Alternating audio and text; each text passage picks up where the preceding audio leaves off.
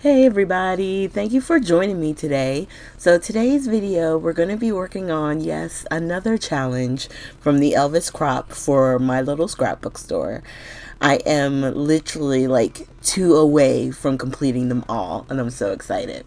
So I'm starting off with this stencil from the Crafter's Workshop, and this is all gears, and it almost works as a masking stencil, which is a little different than some of your others. So like with this one, you go around the entire edge to create almost like a what's the word I'm looking for, not a negative image but something like it, you'll see.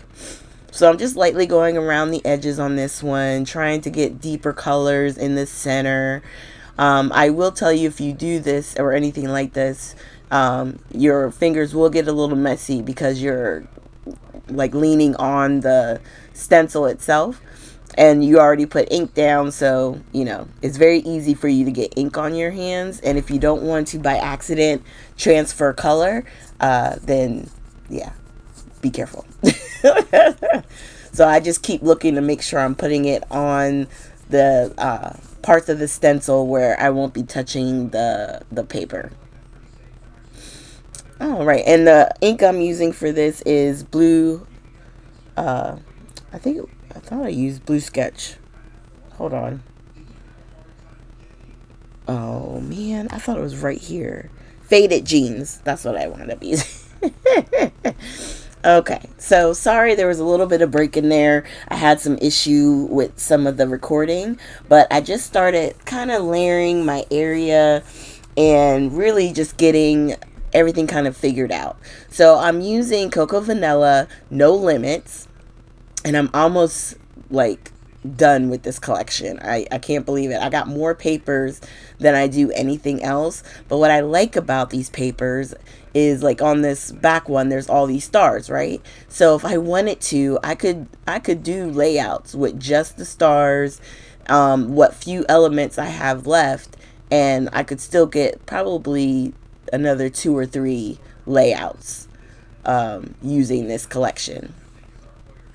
So now I'm just slowly layering, trying to make sure all my stuff is going back in the same area. And then I'm flipping everything over and we're going to glue the whole thing down. So when you do something like this, you're just slowly picking up sections and creating like one big cluster. And then we're going to go ahead and press down. I'm going to put a little bit of glue right here because I want that to lay flat. And then this ticket is going to go over on the side. And then over on this little edge of the photo, I'm going to put this chipboard element, which is the frame. It's 2 pieces. And then I'm going to put some foam on the back of the center circle so it sits up a little bit. And this says in the center, it says "To the Moon and Back." Okay, so the way I'm reading the title is I'm using "Love You," which we're gonna put up here now, right up above where the journaling part is. So it says "Love You to the Moon and Back." I thought that was really cute. And then we're also gonna put some of the small phrases, which is on the sticker sheet underneath the title. We're gonna put "You Make Me Laugh." Underneath the photo, I'm going to put 100% Wild Child. Love them. And up at the top left, we're going to wind up creating a cluster. And we're going to put one of those that says "One of a Kind." So we're going to start working on that. And I always like using these elements. I think they add to the title. They don't necessarily have to all make sense, but it kind of all goes together. So as I'm laying everything out, I'm just trying to figure out, I know I want to use these arrows. I'm not sure which direction I want them to go, but I know I wanted to use these 2. These are both chipboards.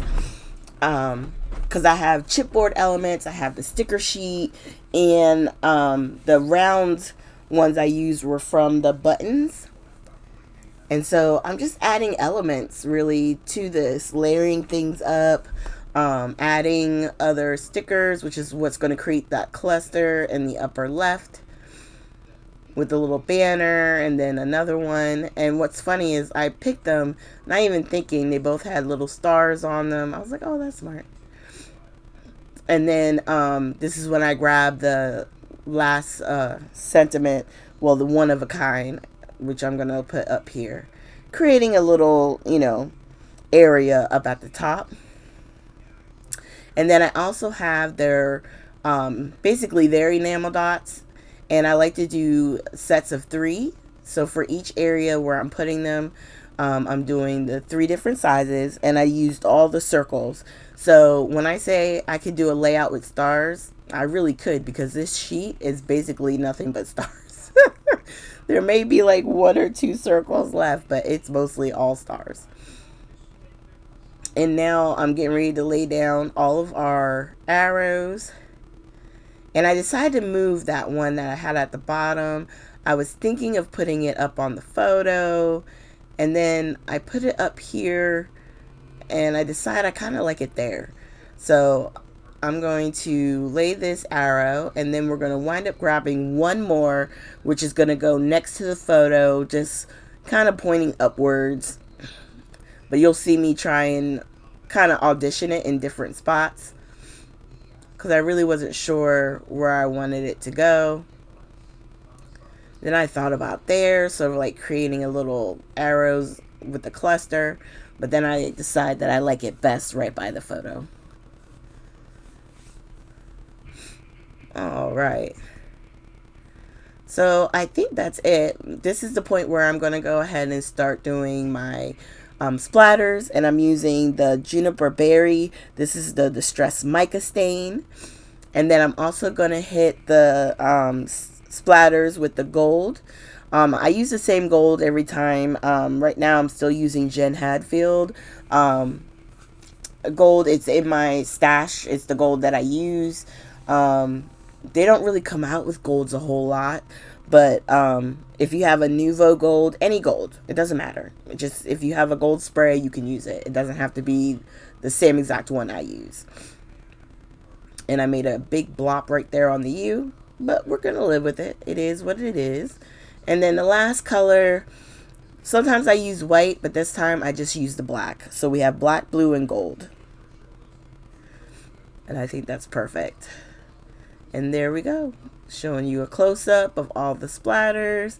There's still plenty of room to journal, and I love how this turned out. And so for this particular challenge, it needed to have masculine colors, and then like elements like gears or wood elements and stuff like that. So there's wood around the buttons. I actually used a gear stencil, and the colors are definitely more on the masculine side. This whole collection is for No Limits, so I think this one definitely works for this challenge, which is number 8, and it's the Don't Cry Daddy challenge. So thank you guys for joining me. Please consider hitting the like and subscribe, and leave a comment if you like, and I will look forward to seeing you with our next video.